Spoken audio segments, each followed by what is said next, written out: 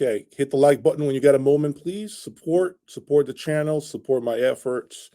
As I've said it many times, I couldn't do any of this without your support at all. Couldn't do it. It wouldn't be worth would not be worth my time. Okay. So beautiful January 21st, 2024. Got a nice special announcement. Okay. I am going to show you what I want to share with you. All right. So this is one big thing for me. Okay. This January 27, which is next Saturday, in just 6 days, I will be at Next Level Hi-Fi in Wayne, Illinois.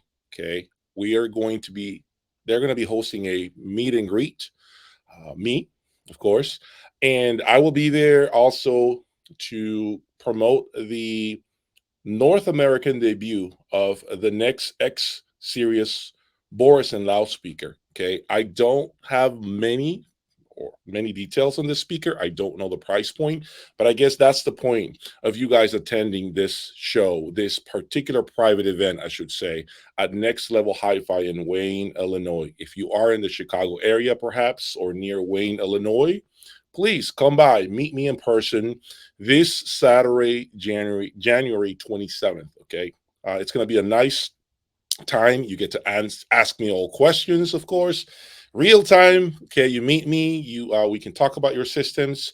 So I will be there from 4 p.m. until 8 p.m.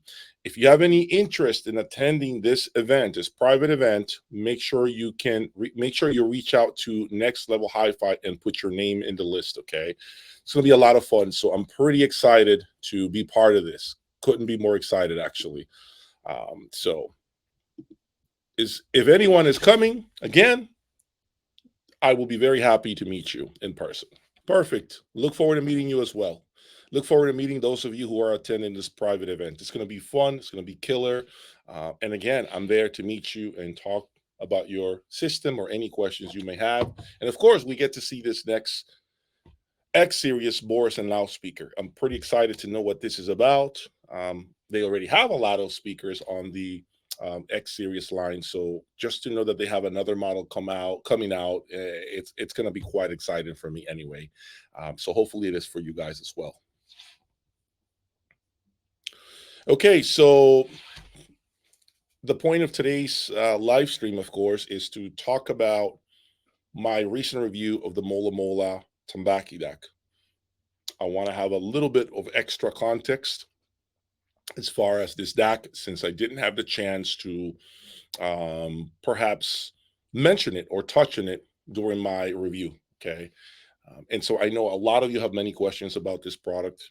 And it has been one of the most impressive, shocking components of that I've had over the last 12 months. For $13,500. And yes, I understand it is a lot of money for some of you, and it is a lot of money actually, but it is relatively affordable in comparison to some of the DACs that I normally display on my channel. I did this one for you because a lot of people email me. They wanted my take on this DAC, and so I did exactly what you guys wanted me to do, which is to give you an unbiased opinion of this product. Full disclosure, I bought the DAC myself. I didn't have any sort of partnership with Mola Mola. I didn't have any sort of arrangement with them. I bought it with my own money. I reviewed it. The review is 100% objective.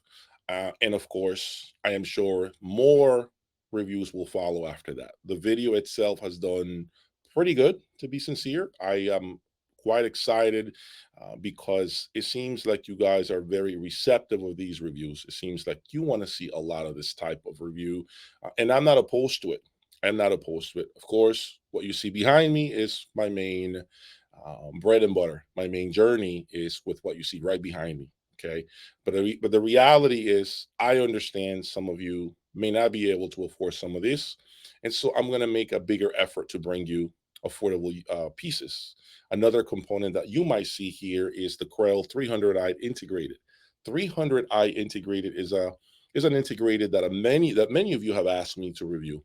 So I already have it, and I will be making a formal review of this integrated from Krell. Okay, not a lot of money, under 10 grand. I think many of you are going to want to hear it from me because, of course, I am giving you an opinion on an affordable component. And remember, my reference point is really high. So if I tell you X component is amazing for the money, remember, part of my review has to do with what I know of the ultra high end. So my reference points are so high that if I tell you something at a lower price point is really, really good and it's really worth the money, you guys should automatically be looking into it. Okay. I cannot review everything that you guys suggest. It is nearly impossible for me to take on every single email that I get daily and requests for more equipment reviews from some affordable brands out there. I said it before and I will repeat myself again. It is super important that if you, those of you, 69, 70 of you who are watching me right now, if you have any interest in me reviewing a particular component, not only should you email me, you should be emailing those brands and let your voice be heard. Let them know, I want Jay's Audio Lab to review this product. I want to hear what he has to say. That is the best way that you can influence brands and to let brands know that you want me front and center and you want me to talk about this particular component. I haven't said this many times, but I want to make sure I reinforce this again. The power that you have is greater than you know. I'm telling you right now, it is huge. So the more emails you dispatch to brands stating your desire to have Jay's Audio Lab review a product, the higher chances of making it a reality. You will probably end up creating a domino effect where brands may have to reach out to me, may have no choice but to reach out to me and see how we can make this a reality. Okay, so I want you guys to understand you have a lot to say where we go with this channel. Okay, this is the reason why we did the Mola Mola review, because of your input, because of your desire to hear what I have to say. And I think that the perception has been better than expected. Of course, we do get some people who are saying, well, you haven't compared it to the DCS Bar Talk, you haven't compared it to the MSB Premier, you haven't compared it to many other brands that are supposed to be better. I understand that. I cannot embark on testing everything out. It is nearly impossible, okay? So when I review a component, all I'm saying is this delivers. When I take into account the price point, you're getting a hell of a lot more for your money. And that's indeed the case with the Mola Mola Tambaki. I do believe that DAC, quite frankly, and I'm going to be very blunt here, if I were the one representing that brand here in the United States, I would be charging $20,000 for that DAC. Yes, full transparency. I would be charging $20,000 MSRP at the very least, for that DAC. It is that good of a product. Okay, so as far as other components in the future, there will be more opportunities. I can tell you I'm having a lot of conversations with other brands, even brands from Denmark, which are brands that you may not know about. I've actually gotten to communicate with some of the brands that are somewhat unknown in the United States that want to make essentially a splash here in the US. And so they want my input and my opinion on what they're building. So there are some conversations that are being had behind the scenes that I can't really speak on right now. You'll see a lot of these components probably pop up occasionally at a US show, but there is a lot of interest when it comes to my opinion worldwide, when it comes to what I have to say about products. And I think that comes from my experience with the ultra high end. Not every product that's being pitched is a very expensive product, okay? But I think what some brands are seeing is the value that I present to them, meaning if we can talk to Jay and send him a product and let him talk about it if he believes in it, because I got to make sure I say this, I have to believe in the product. That could be good for a brand that perhaps is not priced really, really high, which is the case of Mola Mola. I think that for them, it was actually a great review. I think they actually are showing my clips of my review on their Instagram account, which is great. I'm okay with that. And so you'll see more opportunities come my way, but those opportunities that you guys want me to have, you have to help me create those by emailing those brands that you feel I should be reviewing. You guys should be sending those emails immediately. Okay. Believe me, your voices will be heard. I promise you that.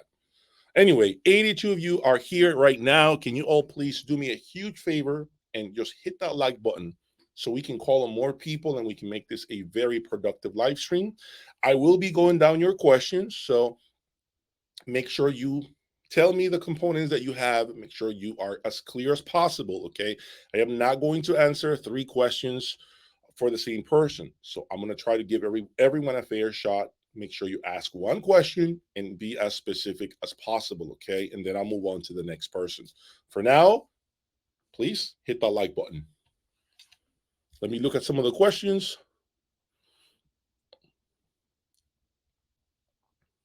Hello, everyone from Portugal, Houston, Madrid, Holland. Okay. I'm looking forward to meeting you as well. So the feeling is mutual, by the way. Will I be at the show in Tampa? Absolutely. I will be at the Tampa show front and center. You'll see me walk around. If you are attending this show, which is happening in about 3 weeks, be sure to say hi to me. Be sure to talk to me. I will be there. You will definitely get to see me. And we can definitely talk about, your system, if that's what you want to do, or talk about anything else.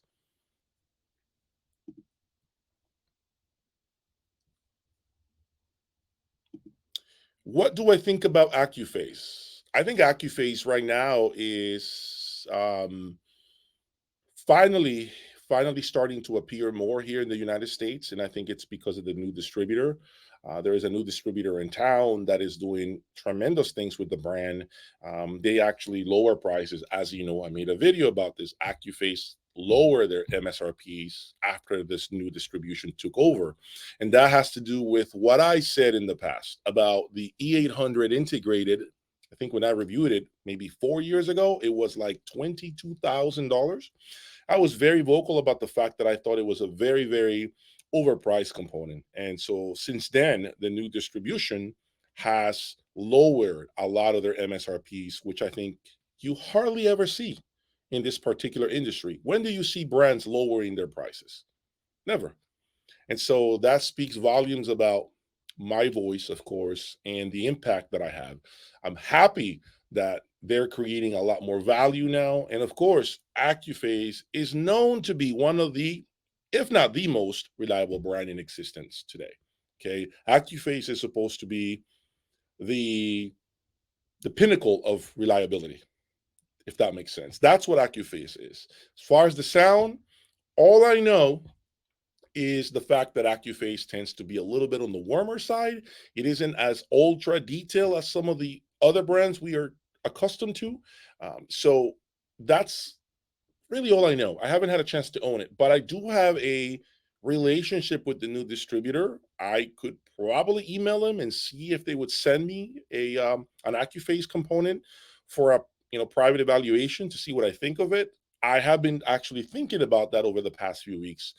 So do not think for a second that you may not see accuphase in here, because I think you might see accuphase at some point.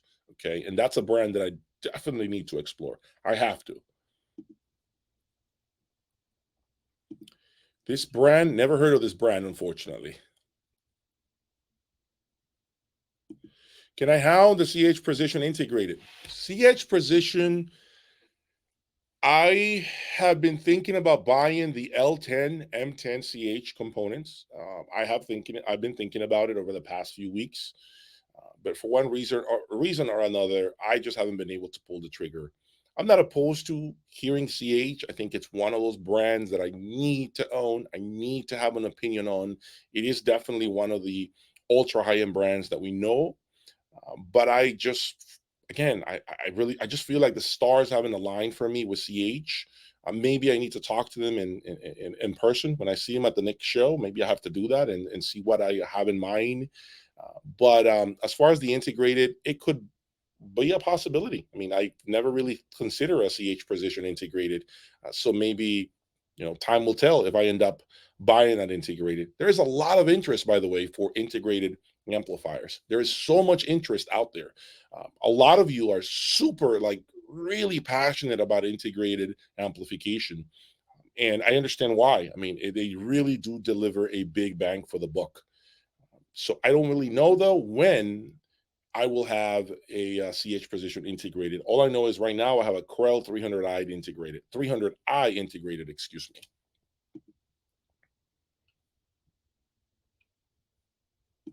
Okay, so here's feedback from someone who owns the Mola Mola Tambaki Dac. He says he loves his, and my review was spot on. Thank you so much for essentially trusting my years. Because if you own this DAC and you believe what I said is exactly how you feel, to me, that makes me feel like I'm not too far off, right? To me, it makes me feel that I have a good set of years. So I appreciate the fact that you are acknowledging my work and, of course, my skill set, right? Because it becomes a skill set over time as far as evaluating the attributes of a component, the pros and the cons of a component.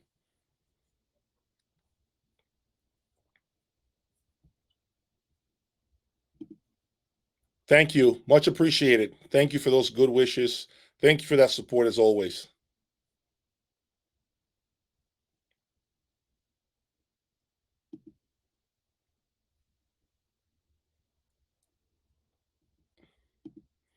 My opinion on Magico A5. I've had the Magico A5 loudspeaker I've had it for a few months in the past. I think it's a great speaker for the money. I mean, it really is. It's actually a softer sounding speaker than the regular S series, by the way. The S series speaker tends to be a little more on the bright side. The A5 Magico is a little warmish, and that is because it has a larger beryllium tweeter. Here's a trick for you guys who are really big time lovers of the Magical brand, okay, which I am too. I will say this, hint, hint. When you look at the tweeter specifications, okay, pay close attention to how many millimeters the tweeter is. The larger the millimeter typically means the warmer the sound will be. And so, for example, the A5 tweeter, I believe it's 28 millimeter, I want to say. And the S series is like a 25 millimeter, I believe. So that means typically that the larger tweeter will be a little more softer, okay? Not as, I wouldn't call it bright, but I can't think of a different word at this time. So always look at the size of the tweeter, okay? This is the reason why, for example, the Q7 MK1 transform into the MK2. What they did was a tweeter replacement. They went for a larger tweeter, and that made the MK2 Q7 softer sounding. So that's a trick, okay, that I'm giving you, magical lovers.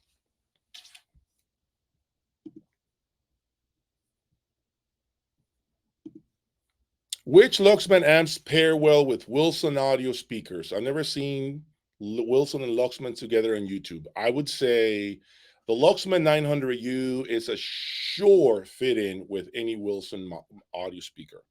Luxman 900U to me is a very, very universal power amplifier. It works with just about any speaker, and I say just about any speaker because the one time in which I felt the Luxman 900U was not a good match was when I owned B&W 803 D3s. I thought the 803 D3 and the Luxman 900U was too bright. I didn't like that combination.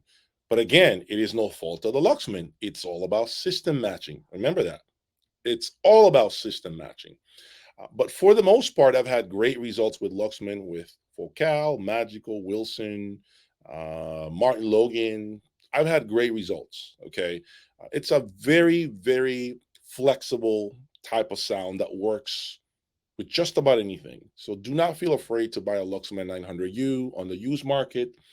A lot of good deals right now going on the 900U, or maybe the M10X. Okay, the M10X is really a superior amplifier than the 900U was. If you want to know what is it that the M10X does over the 900U, When I had it here, I felt like the M10X had just a lot more bass, a lot more robust low end output. And I dare to say that the sound stage was a little more open on the M10X. But holistically, the whole presentation is just a whole entire, it's a different level. The M10X is definitely worth the price of admission. It really is a great performing amplifier.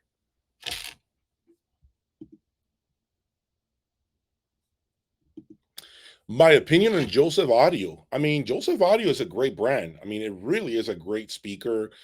I have a lot of people, I know a lot of people, excuse me, that own Joseph Audio, and I've always felt like, their feedback has been the same. It's a really detailed, big, and open sound loudspeaker. Careful setup, of course. People are always very honest about the importance of speaker setup, specifically with Joseph Audio. So you have to pay extreme attention to Joseph Audio loudspeakers.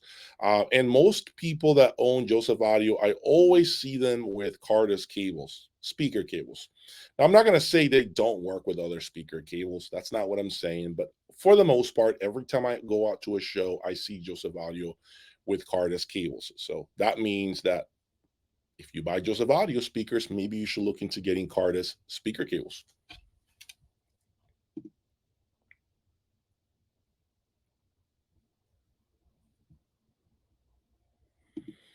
It's a good question. What would be my recommendation on a speaker setup for an odd shape room? My case is a T shape where I listen in the middle. That's a tough one. If you listen in the middle, essentially the vertical line of the T, I'm going to say that the openings that you have to the left and to the right side of the speaker, I'm assuming that's what you mean, that can definitely be detrimental to the sound. I actually just got done doing a consultation, okay, with someone who hired me to talk about their room and what I recommended their next speaker to be. This is why I recommend you all to consider my consultation service, because it would be so much more helpful for me if I had you on camera and you can show me your room real time. You can let me see your furniture. You can let me see your chair. You can let me see where you're seated, the position of the speakers. I can see if you have any obstacles in front of the speaker. I can't do those things here. That's why I'm saying consider my consultation service. Believe me, it is the best thing you can do. Oftentimes, people are calling me, doing a consultation with me because they're wanting to, hey, Jay, I want you to tell me what amplifier I should get. And I'm looking at their room and I'm like, why are you going to spend that kind of money when you have a massive chair, a couch on basically in front of the speaker on your right side? Your speaker, all I see is a tweeter sticking out. Essentially, the armrest is all the way to the mid range, right? So it's completely blocked, and all I see is the tweeter above, like barely showing above the armrest. They have so many compromises. So I always tell people, instead of you spending money on amplification, why don't you rearrange the room? Why don't you move that chair to the left? Why don't you perhaps put some diffusers? Why don't you get rid of that television? You have a chair between both speakers. I help you to perhaps reorganize your train of thought, perhaps reshape and think about what your next step should really be. Okay, so that's why it's important that you do a consultation with me. I do this all the time. Don't spend the money here. You're calling me for this, and I'm telling you, scratch that idea. We need to do this next. Here's why. That's what you need to hear. Okay, but by looking at your room, you help me essentially outline what your next steps should be. Now, to get back to your question, for a T-shaped room, it's a tough room because you have soundstage traveling outside the speakers, and then you're seated in the middle with walls. I would say for that type of setup, to me, if I can think of a speaker, I wouldn't mind panels, believe it or not. I wouldn't mind panels because I feel like panels to me will come more directly at you, right? Although they need a wall behind them to create the illusion of a bigger soundstage, I think panels could work really well for you. There are many different brands that you can go about. You got Martin Logan, you got Claris's. I like that idea because you know why? Because those big wide panels, right? They fill the room with sound, but they're more directed towards you and, of course, towards the wall behind them. So, although there is some sound that happens to the outside of these speakers, I feel like they're more directed towards you. I feel like the sound comes more at you. So, I would say consider some panels, man. Consider some nice, big, tall panels if your room can accommodate them. I think it would be a great way of mitigating the issues that you have with sound escaping to the outsides of your loudspeakers, if that makes sense.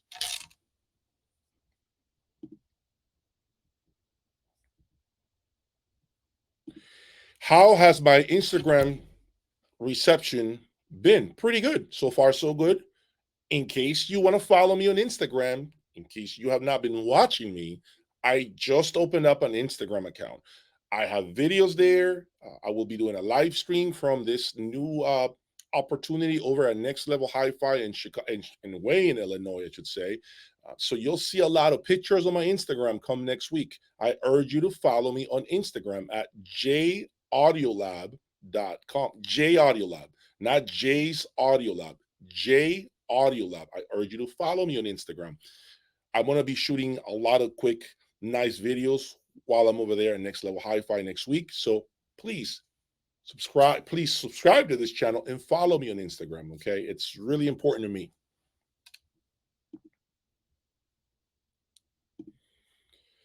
Zellaton loudspeakers have been speakers that have been on my radar. Okay, I unfortunately have been taking on a lot of trades. Okay, so a lot of these trades are in the form of loudspeakers. Yes, I do take trades. In case you do not know, a lot of the stuff that I have for sale on my Jay's Audio Lab website, which you can go and visit. If you're interested in any of the stuff that I have on my channel, just go to my website and go to the for sale section. You can find a lot of brands there that I'm selling that I'm no longer going to be using on my channel. One of them being Wilson Audio Chronosonics right behind me. Okay, they are for sale. In case you're wondering, in case you're interested, send me a note. If you're a serious buyer, my Chronosonics are up for sale. Okay, so I have the Chronosonics. I have that next level flagship speaker that you guys haven't seen. I also have another loudspeaker that's arriving in about 3-4 days, which is the size of a Chronosonic, more or less. It's as tall as a Chronosonic. There might be an opportunity in about 3 months for me to have a Magico Q7 MK2, which is a 700-pound speaker. So that's 4 loudspeakers that are big, that are essentially going to be in my possession come March. As bad as I want to try Zellaton, and I do, okay, unfortunately, the used equipment sales part of my business, I happen to be coming up on a lot of trades in the form of speakers. And so I'm pretty heavy on speakers right now. Okay. You know, speakers are big crates, wooden crates. They take up a lot of real estate.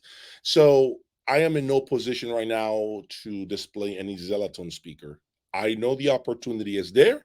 I was very impressed with Zellaton over at Munich, and I will be in Munich hopefully come this May. I think I will be going to Munich after all. So if you are going to the Munich show, you will certainly see me there. I may go back again and revisit that Zellaton room one more time and get to hear those speakers. I'm pretty interested in hearing a lot more gear this time around. But if I'm being honest, the main reason why I'm headed to Germany again to this Munich show is because I am going to hit the ground running and begin to expand my brand and begin to network to a whole new level, basically at a whole new level that I did not do the first time I went to Munich. So you'll get to see me there. Zellaton will come. Right now, unfortunately, the timing is off.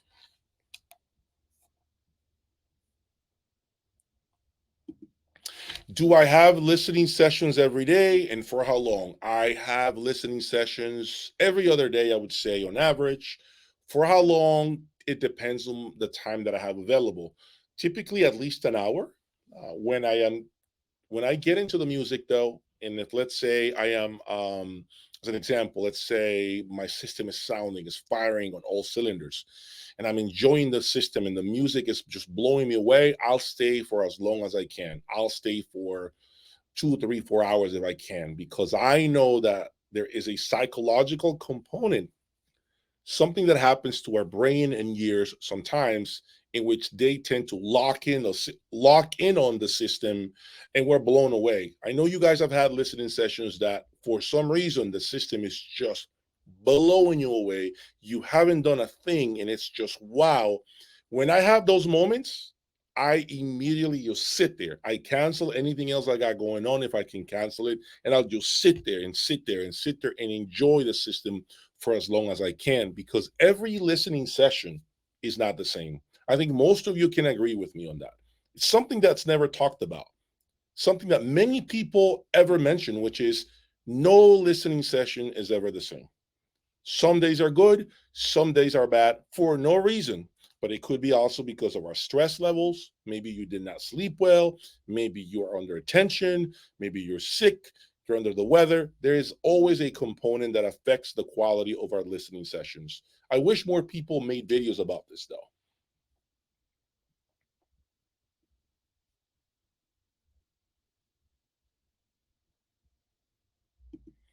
Any experimentation about digitizing vinyl? No, I really haven't really experimented with that. I do have a couple of recordings that are on, I believe they're FLAC files that are copies of vinyl records, and it sounds pretty good. But I haven't really paid much attention to that. Don't know why. I've been just not really thinking about it at at length. But it is actually a good topic of conversation, to be honest with you. I wonder if digitizing vinyl, turning it into some sort of a digital file, um, would feel the same than than just playing vinyl itself.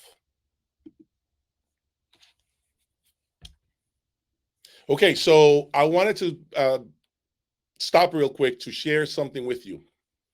But before I get started, you know what to do. Hit that like button. Okay, please hit that like button. I'm going to share something. I spoke to Mark Levinson. Him and I connected because he saw my video, of course, of Daniel Hurtz and my concerns with Daniel Hurtz. Smart man, first and foremost. Okay, Daniel Hurtz, Mark Levinson, smart man, had a lot of great things, a lot of interesting points about digital versus analog, and of course about his past with different brands, companies that he opened. I can't really go into detail as far as what it was, but I'll give you a high level overview of my conversation with Mark Levinson. Okay, so he said to me that when he opened, I believe it was Hi-Fi Rose, he said to me that the reason why that particular company went south was because it was due to the entire economy. I believe it was the terrorist attack, I believe, that happened, that basically wiped out every potential opportunity or any kind of effort that you can put into this company to make it succeed. Essentially, it wiped out the desire of a lot of audiophiles. It completely stopped them from entering these stores that opened up, which are stores that look like more or less like an Apple theme type of store. He essentially said when that happened, it killed traffic. It basically he lost money and they had to shut down. So that's one of the reasons why he said that particular company failed. Then we talked about, of course, the differences, or the difference, I should say, between analog and digital. As you know, Daniel Hurtz, which is his new company, he has a patent on essentially, he has something called C-wave technology, which is an algorithm, a way of transforming digital into a continuous sound wave, which is essentially what analog recordings are. Okay, analog recordings, according to him, are continuous, right? The actual waves, the waves of an analog recording are continuous. He says that digital is more of it's more like a broken up sound wave, meaning if you hear analog like this, digital would come in like in chops and pieces, all together stitched up by our digital components. So the waves are not continuous, right? The way we hear, the way they are with analog. And he says what happens is when the brain and our gears listen to digital, it's never a continuous wave. And so what happens is it causes stress. That's what he said. It causes us to have stress, which is why digital in itself will never approach the feeling, the harmonic tones, the way we connect with analog.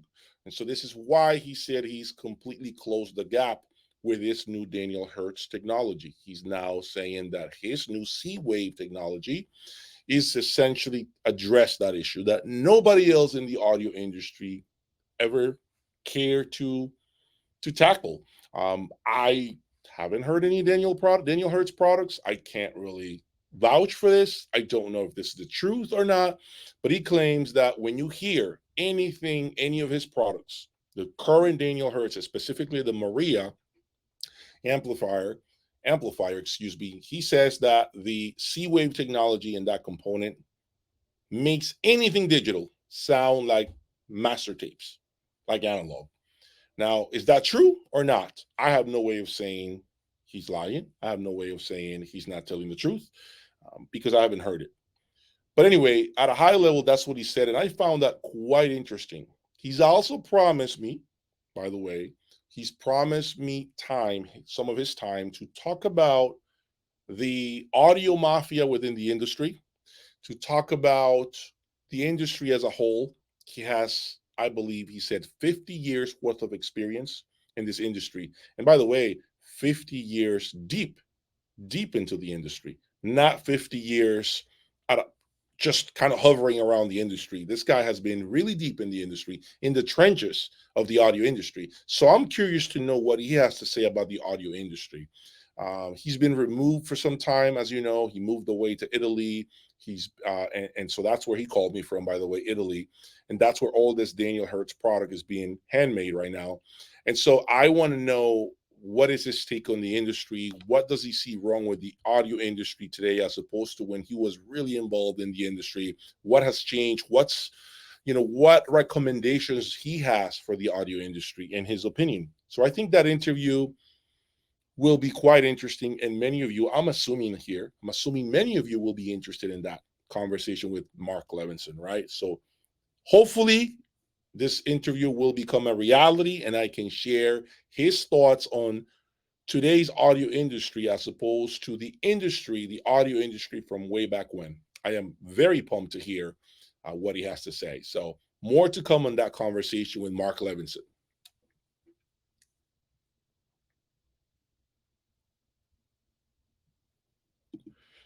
This plan to evaluate the GRIMM MU2. Many reviewers are going crazy about this GRIMM MU2. I have no reason to not want to evaluate the GRIMM MU2. No reason to. It's supposed to be an extremely incredible component. However, right now, it doesn't seem like I have an opportunity to review one. I'm not saying that can't change because things change on the fly all the time. Okay. But I will say to you that a lot of noise is being made around this GRIMM stuff. So I think eventually I'm going to have to get around to it, excuse me, and bring it in here and give you my assessment. Now, not every product, unfortunately, will deliver at the same level as some of the greatest components that money can buy, such as the brands that you typically see here, okay? But I think I can still be an objective reviewer and tell you, is it worth the asking price? I can still tell you it is worth the whatever asking price, the price of admission, whatever that may be. I want to be able to stay objective like that. I want to tell you, here's why. It does this, and that. And I'm coming from a high reference point. And if I'm telling you this, I think it's enough for you to consider looking into it. I want to bring you more awareness of these affordable components in the future. And I think that's inevitable, by the way. As I continue to grow my brand, I think that will come with time.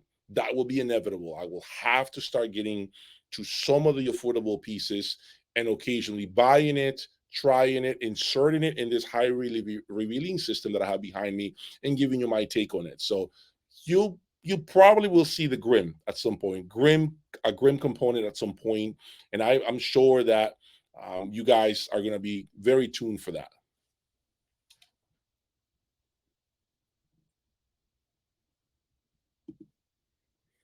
Unfortunately, Christopher, I don't even follow. I don't follow. I think it's football. I don't even know those two teams. I mean, that's how removed I am.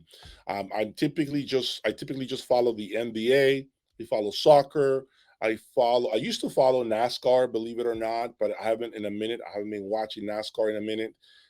I don't follow tennis. I don't follow golf. Golf is too slow. I mean, I hear so many people in the audio industry that love to golf. But for me, I just fall asleep. If I watch golf, I'm going to sleep. It is too slow for me. And so I have no interest in golf. But the NBA and soccer for me are the main two sports that I'm really into. And I like watching MMA as well, like the UFC. Those three would be the main three things that I watch, I would say, to kind of relax and enjoy my time. I actually made a video about this, about Parasound amplifiers in the past. I think if you look around my channel, you'll find a video titled Parasound of some sort. I like Parasound. I think they were sold to someone else. So there is a new sheriff in town. Someone owns the company now. I believe he's a retired Navy guy, I want to say. So he is the new person in charge. I've always liked the JC1 Plus monos. To me, is one of the most underrated amplifiers that money can buy. It's one great amplifier. I can't say nothing but great things about the JC1 Plus monos. Overall, I think it's been a great brand. It's not expensive. It looks well built. At the times that I've had it here, I can't even complain about the build quality on Parasound components when I look at the price tag. As a matter of fact, I'll say I've seen components costing 3 times what a Parasound amplifier or preamplifier cost, and their construction leaves a lot to be desired. So when I look at the price tag of a Parasound amplifier and I look at the construction, and the sound, I think they're fairly priced. I don't think they're overpriced by any stretch of the imagination. And I like the fact that I think they still pick up the phone and answer questions. To me, that's very valuable. That sales, that customer support right after, is so important. I hate to buy components that I have no one to call at the factory that can answer any questions or concerns with regards to a product. To me, those are companies that I'm just not fond of. But I will say that I do not think that's Parasound. Parasound is like past labs. They answer the phone all the time. At least the times that I've had it, I always had an answer. So, but I don't know what their internal operation looks like now with new ownership. So, who knows? Maybe we will look into that at some point and explore some more Parasound gear.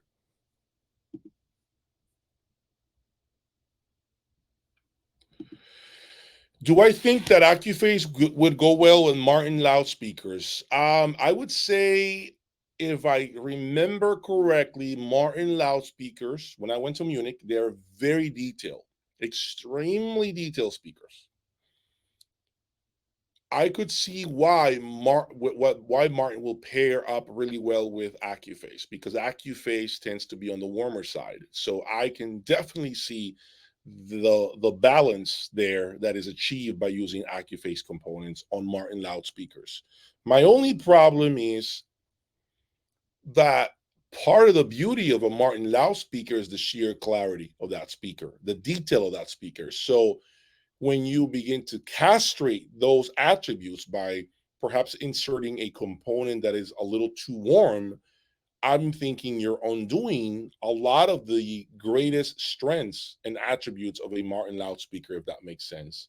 So I don't disagree with this pairing potentially, being really good, but I don't know. I'm just afraid of losing the sheer clarity that Martin speakers, are known for. And I've heard, by the way, firsthand when I went to Munich last year.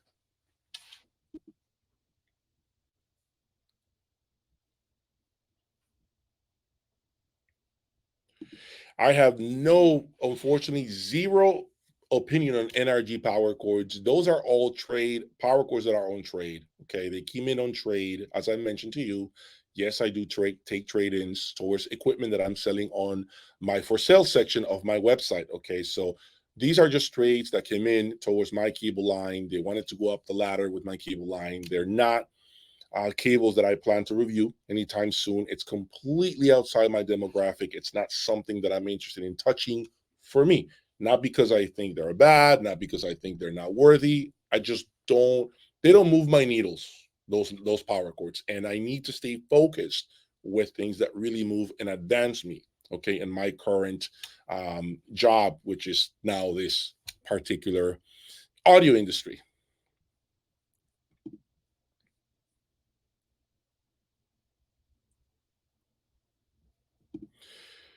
Okay, system is Tambaki plus Luxman 900U and the M10X plus Magico A5. That's a great collection of components. I like that.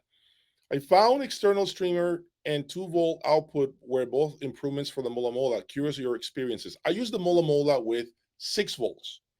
I had exceptional results with 6 volts. If I dropped it down to 2, I had to crank up my preamplifier volume way too high. And so I felt like 6 volts was really for me anyway, the sweet spot. But I understand completely why someone might want to do 2 volt because of the gain on their preamp or amplifiers, or because their speakers are highly inefficient. I can understand, or highly efficient in that case. I can understand why 2 volt could be the optimal settings. Something that needs to be said about these output voltages on a lot of Dacs out there, not just the Mola Mola. These voltages change the sound of the device. Yes, take it from me. Yes, when you change the output voltage on all these Dacs, okay, and you're playing with the right voltage that best suits your needs, you change the tonality of the DAC. I'm telling you right now, it's a thing. If you do not believe it, try it for yourself. Try your DAC on multiple settings. If you have a DCS right now, you have this option. If you have a Mola Mola, you have this option. I am sure you have other brands with this output voltage, where you can change this output voltage. I urge you to try different settings, and you will see what I mean. The sound changes. There's a different feel to the sound, but it's not something that you hear immediately. If you sit there for a good solid hour on, let's say, the 6 volt settings, and then you switch over to the 2 volt or the 0.2 volt, you'll see how you feeding less juice to the amp or preamp and now having to crank up your preamplifier, you'll see how that impacts how that preamplifier and amplifier behave. That's a thing, okay? Remember that. Those are great things to play with, but you do impact the entire system's performance, tonally speaking, or sonically speaking, I should say.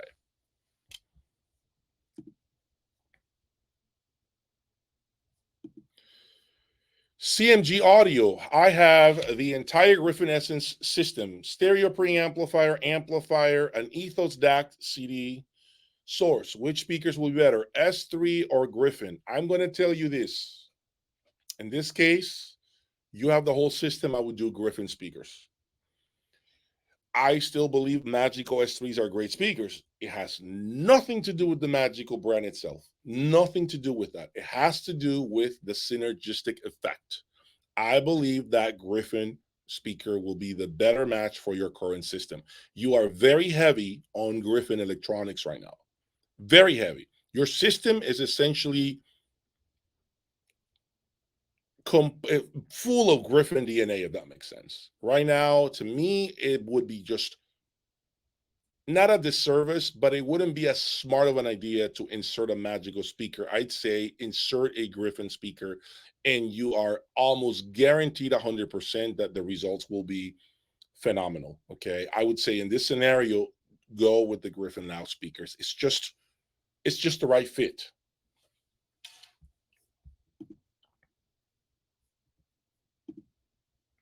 Hi, David. Awesome. I definitely tried the Mac 901s. And by the way, the Macintosh 901 monos, in case you're wondering, they're no longer with me, but I am interested in buying the new Mac 2.1 KWs. Yes, I will probably be calling Macintosh to see if they have any interest in me reviewing the 2.1 kW monos. That's an amplifier that I'm officially telling the world I am 100% interested in buying. 100% interested in buying the Macintosh 2.1 kWs that were recently announced at CES in Las Vegas a few weeks ago. So I would say it's a safe bet, a safe assumption that you will probably see 2.1 kWs on my channel. Macintosh monos, the latest and greatest to come out of Macintosh, their flagship 2000 watt monoblocks.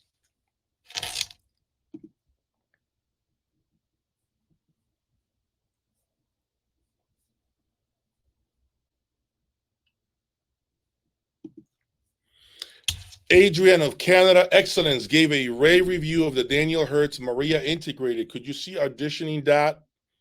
Daniel Hurtz gives a 30-day trial period. There's always an opportunity. And as I said to you, I had a conversation with Mark Levinson last week. Okay, we connected, and I know he's interested, and I would not be surprised if I requested of him, sending me a trial period on this Maria. I would be shocked if he said no. I think it's a possibility, but to be honest with you, it could happen, but I could also see it not happening. Okay. When it comes to Adrian from Canada Excellence and his YouTube channel, remember, he is a dealer for it. Now, I do like what he's doing on his channel. I think he's doing some great things. I am actually surprised at the fact that he's talking about the pros and cons of some of the brands that he represents. That's something that many dealers would never dare to do. So that's pretty cool of him to do that. Okay, I commend him for that. I got a lot of respect for that. But I can say to you that if I'm being honest here, I wouldn't expect for Adrian to be front and center and say Daniel Hurtz and their products and this new product line is no good. I just don't think he would do that. Okay, it's not in his best benefit when it comes to business. It's not in his best benefit, and I feel like it would make sense for him to do what he's doing, which is to say great things about Daniel Hurtz. He has to sell these pieces. Why would he say anything bad about it? He can't, right? So that's kind of why I'm not going to say he is lying or being dishonest. That's not what I'm saying here. He's done great things lately. He's been doing great content, I would say, better than the content he used to do in the past. When he had other guests, I kind of like this better, where he's now really going over each brand and what's great about Macintosh. He said it's a great brand when it comes to an investment. A lot of the people who buy Mac recuperate a lot of their investment. To me, that's great. Like, those are great points that very few people make. Okay, so seeing him do that with brands that he represents takes a lot of cojones. Okay, not many dealers would do that, but he's doing it. So hey, man, he's putting his money where his mouth is. But when it comes to Daniel Hurtz, I think there's still a lot of work to be done. Okay, it remains untested. It is a new kid on the block. I see Daniel Hurtz kind of like the beginnings of an electric vehicle, if that makes sense, where you're like, it's cool to just charge your vehicle for $20 and drive around for a full week instead of putting gas at $60 a tank and drive a full week. But you're still kind of skeptical, like you don't want to sell your gas powered vehicle just yet. You want to see how the market shakes out with electric vehicles, which, by the way, has been horrible as of late here in the United States. I'm seeing that nobody wants an electric vehicle anymore in the United States. I don't know about the rest of the world, but I can tell you in the United States, nobody wants an electric vehicle. Okay. Nobody. They are giving those, you buy two for the price of one right now. Two for the price of one. Electric vehicles in the US are going this way. Nobody wants an electric vehicle in the US. It's not a thing right now. But in the beginning, everyone was jumping into the bandwagon. You couldn't get an electric vehicle. The Ford F-150 was like, you were not able to get a Ford F-150. Now you find four F-150 Lightnings everywhere. The electric F-150, I should say. Everywhere you can find those now, because nobody wants them anymore. Nobody wants electric vehicles. So what I'm saying is, the point I'm trying to make is, you kind of have to wait and see where this Daniel Hurtz thing ends up in a few months. You have to see at least through the end of 2024 to see what happens. What else comes out? Are we going to see it at a show? What is planned? Are dealers going to bring, these dealers that are US dealers of this brand, are they going to bring it to shows? Are we going to get to hear it? Of course, if I see it at a show, I want to hear it. You guys will know my initial preliminary impressions of this brand if I get to ever be in front of it somewhere else. So my advice is to stay put, let the brand continue to expand itself, and get out there and listen to it. I would say don't buy it blindfolded. You got to hear it first.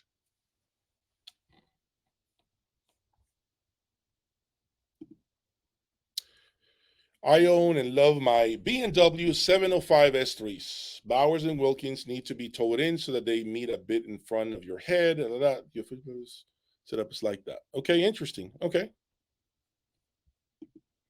Magico A5 has a diamond coating the brilliant so the breakup point is higher inches than. Yes, that's very true.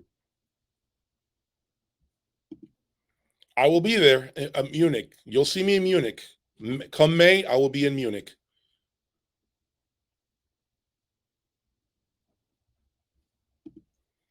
My pleasure, Ricky Davis. My pleasure. That's the whole entire purpose here is to get your questions answered as accurately as possible.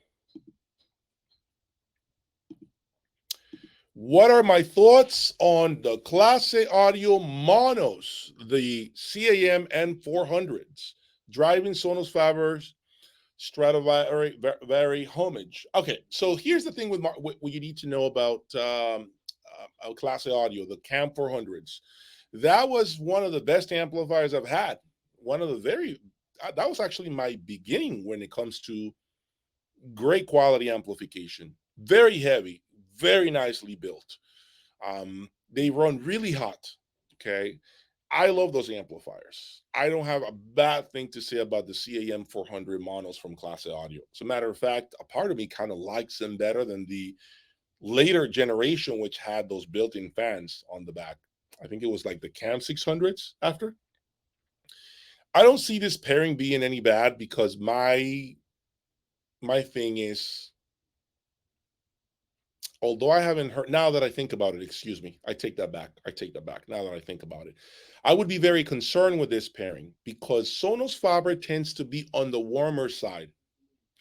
It wasn't until recently that they started to give you more detail on the top end. The top end now of the new Sonos Faber offerings tend to be more detailed than their previous generations.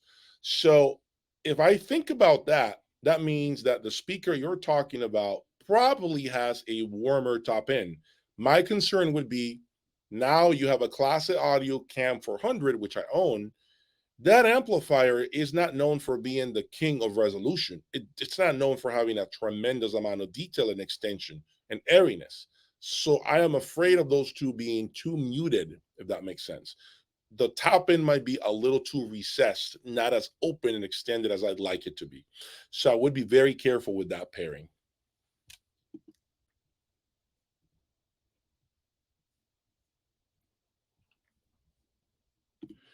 Ideon. This particular brand, Ideon DAC from Greece, Folks, I've said it before. I actually reached out to the distributor in California. I spoke to the distributor in California. I requested a unit, and their answer was, it's getting reviewed by someone else. As soon as that is done and that review is taken care of, we'll call you and we'll ship it your way. I never heard from them again. I knocked on the door. Nothing happened. So there's only so many times I knock on someone's door before I move away from it. I'm assuming at some point you'll see this brand, possibly in the near future. But right now, this very second, I have absolutely no interest in pursuing this unless they reach out to me or somehow magically it falls on my lap, which can happen. Then maybe I could evaluate it and give you a report on this particular DAC manufacturer from Greece.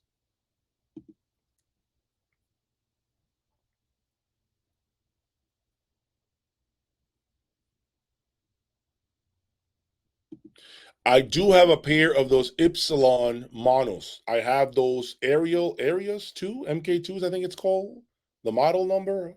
I do have a pair of those monos.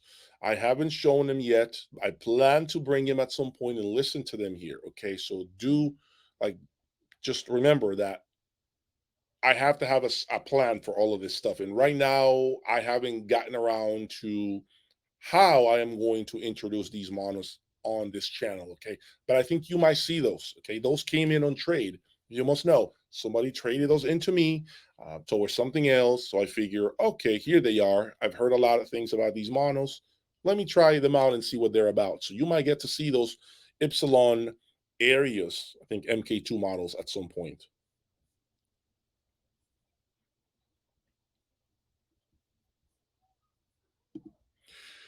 Do I have any Boulder monos 3050s in black now? I do not. What you're seeing is an image of my room before the renovations, before I transformed it into something else. So that's what you're seeing right now, okay? This is not a current picture of my room. It's an older picture from about a year ago.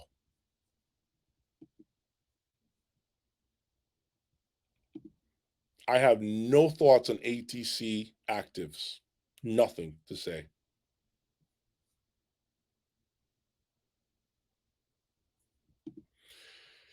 How should the bass sound in a well-treated room? To me, the bass should have no overhang, should have no boominess. Yes, the speakers, if of course properly equipped with the right woofers, should be capable of pressurizing the room. And trust me, even with treatments, you will feel this pressure in the room. Okay, there is absolutely, it's just imperative that you have a room that's treated to get the bass articulation needed. When you do not have the right room treatments, bass straps, what happens is when the bass hits, your room as a whole adds more to that bass to make it bigger and deeper and rounded, more rounded. So you are going to have a hard time separating those bass frequencies. You're going to hear the bass hit as a big boom, big blast together, not completely nuanced and separated throughout the frequency range, if that makes sense. So that's what happens when you treat your room. You help your system separate all these frequencies a lot better. So that's why I feel like when you are investing money in your room, one of the biggest benefits is, number one, of course, eliminating reflections, the echoes, the reverb. You eliminate a lot of that, but in addition to that, you articulate everything better.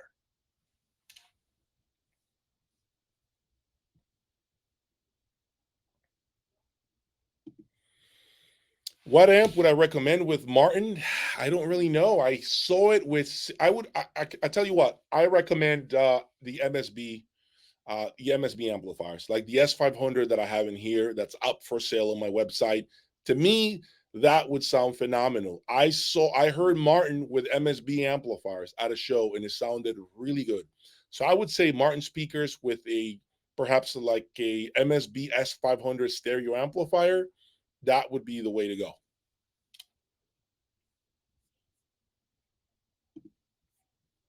Is the MSB DAC the best DAC I've had, and do I miss it? The MSB Select 2 continues to be the best DAC I've ever owned. No question about it. There is no hesitation. No hesitation in me saying that. I would be very honest. Best DAC I've owned. At $120,000, it is the best DAC I've owned. Now, once I say that, let me remove that for a second and tell you that I'm quite happy with my Horizon. As a matter of fact, for less than half the price of the Select 2, although, yes, it is not a Select 2, it gives me so much bang for the buck, if you can say that at $50,000, that it makes me forget about the MSB Select 2. It doesn't make me feel sad that I no longer have it. Although I know that Select 2 is the superior piece, I don't feel like I'm sad that I no longer have it because I have a Horizon. And the Horizon really wipes your memory clean of the MSB Select 2. Of course, your brain still remembers the MSB being the better performer, as it should be, for more than twice the price of a Horizon, knowing that a DAC that's actually less than half the price, less than half the price of the MSB Select 2, makes you feel good about that purchase. Makes you feel like, you know what, I didn't need to have $120,000 on this DAC.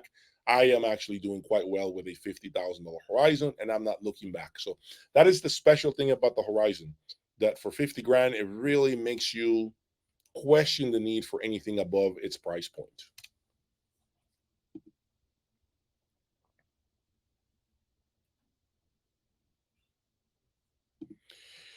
What are my thoughts on using full range speakers versus delegating lower frequencies to subwoofers? I will say this to you, and I just had a conversation recently with one of my ultra hi-fi members who showed up in here, and he wanted to listen to my Chronosonics. I'll tell you this: subs will always, always, always add a lot more layering, more special cues, more information throughout the entire frequency range of a loudspeaker. Subwoofers add more than just bass on the bottom. Subwoofers add more body to the mid-range. Subwoofers add just a lot more thickness to the sound, if that makes sense. Thickness in the right places. That's the best way I can describe what subs add when it comes to your entire music experience, the entire presentation of your system. So if you're thinking that subs only add punch, I'm going to tell you you're wrong. It's more than that. I still believe there are speakers today that cannot do what separate subs do on their own, okay? Because a speaker can only do so much. It has compromises, okay? Even if it's a big speaker like my Chronosonic, which has tremendous bass, I still believe that if I bought those subs, Wilson subs, and added those to my room, the presentation will definitely go up a couple of notches. No doubt. No doubt that those towers, those hammer subs, will add far more than what my speakers can do on their own. So highly important. The problem is when you bring subs, the process of dialing in the subs to the speaker can be quite complex. It is not as simple as you just, here are the subs, throw them in the front of the room and plug them into the back of your preamplifier and more or less dial them in with a volume knob and you're done. There's more to subs than just throwing them in the room and just adjust the volume levels. There's so much more that goes into that. It's not easy, folks. It's very complicated.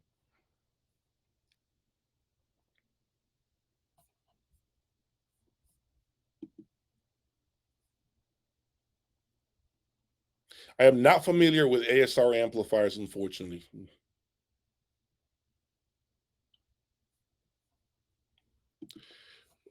Which speaker has given me the most realistic emotional vocals? I think Wilson has definitely been that. I would say right now, the Chronosonic right now has the edge when it comes to that.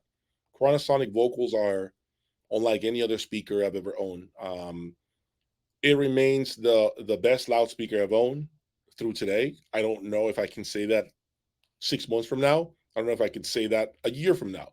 Through today, they're still the best speaker I've ever had. Folks, do me a favor and hit the like button, please. 92 of you are watching me right now, and I don't have enough likes. If you can just hit that like button, I really would appreciate this.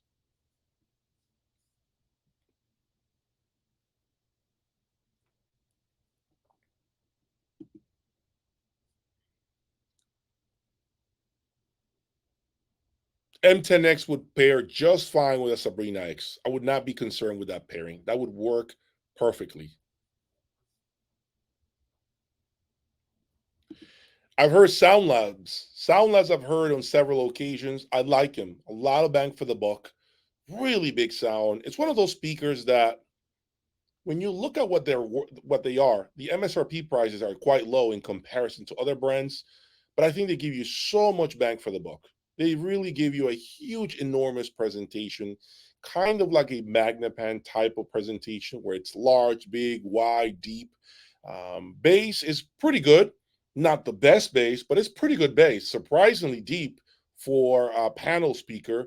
So I think there is a huge amount of return on the investment with Soundlabs speakers. There are many people who are deep, like completely devoted fans of this brand.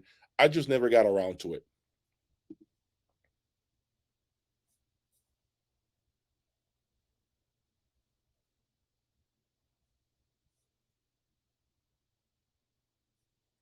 What was a DAC that cost just like I felt it wasn't worth the cash? For a two preamp to have a little hiss. Is it normal for a tube preamplifier to have a little hiss effect on speakers? Yes, yes. Tube preamplifiers tend to have hissing through the tweeter. When there's no music playing, you're going to hear a slight as you get close to the tweeter, you'll hear that. That's normal. Nothing that you can do about it. Sometimes there's going to be more noise, more hissing. If the tubes are starting to age, they're going out, they're not really working as within their specifications. So you'll hear more hissing, maybe even buzzing. But tubes tend to do that. Okay, there is always a hissing sound associated with tube gear. Always. That's just how it is.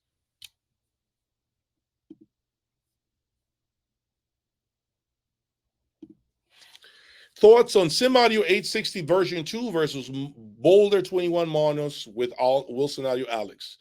2150 is on a whole different league, you must know. There's not even this is not on the same paragraph. 2150 and 860 version 2 is not in the same stratosphere. However, they shouldn't be. $20,000 against 120, 130, not a fair comparison. Now, if you told me Simaudio 888 monos versus 2150s, that's more of an even playing field, okay? But you cannot compare a 2150 to an 860 version 2. It's not fair to the 860 version 2. It's not at the same level as a 2150. The 2150, it is, which by the way, I have a 2160 for sale in case you're interested. I will say this, the 2150, 2160 is just faster sounding, more neutral, more like a window of what you're listening to. But with revealing amplifiers, I've said it many times, there is more responsibility on you, the end user. There is less shortcuts you can take with revealing gear. You can't get away with lamp cords for power cords. You can't get away with shoelaces for speaker cables. Can't do that. Not with a Boulder gear. When you get to that level, the 2000 series, let alone the 3000 series, you will not like it if you are not serious about this hobby, if you're not serious about your system. You are not going to like Boulder Electronics. They are neutral. I love them because of that. They teach you about what you've built and what you haven't done with your system.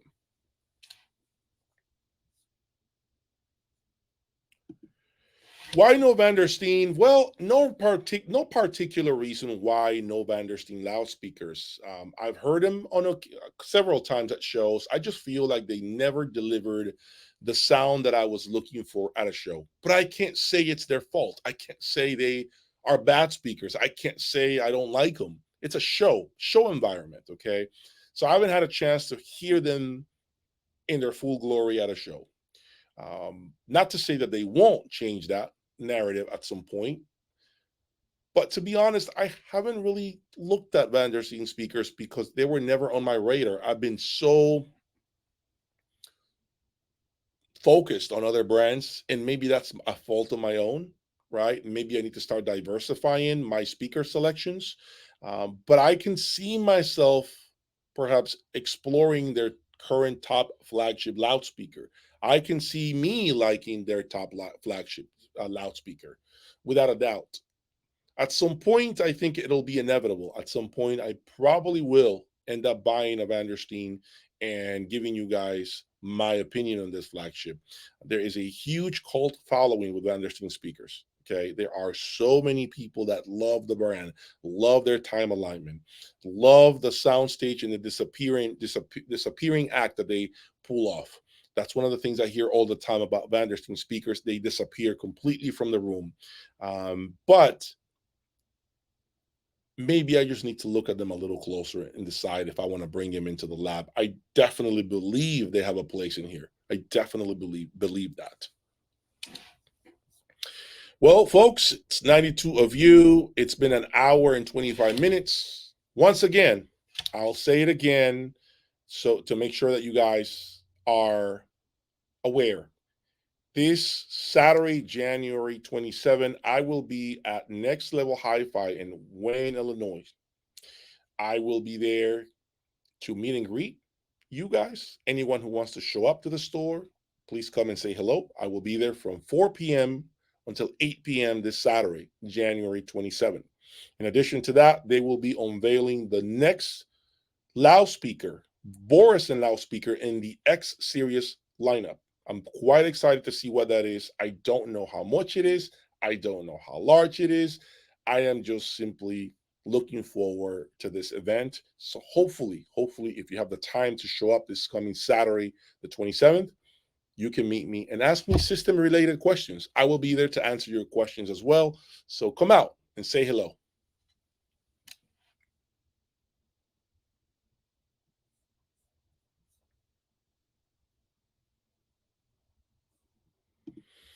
What components are the most sensitive to power cords? I'll take a couple of more questions now. What components are the most sensitive to power cords?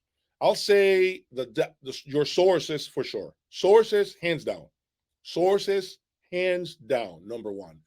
And then after that, I would say power amplifiers. Then after that, I would say the preamplifier and all the rest of the electronics that follow. It's all system dependent. But if I'm going to say three, I'll say your sources, number one, number two, your amplification, number three, your preamplification, in that order. When will the new S3 Magicos be reviewed?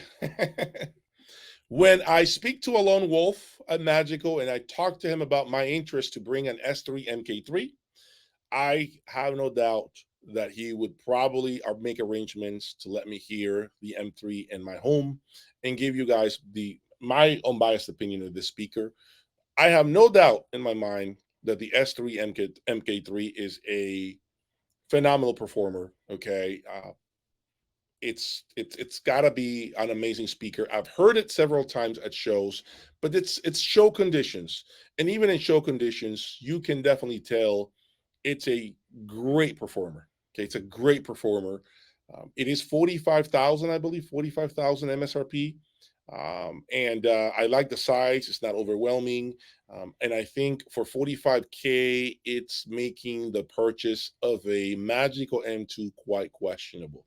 Okay, so maybe at some point I talk to a lone wolf and I tell him, hey, when can we do the S3 MK3? And I'm very confident that he would be okay with that.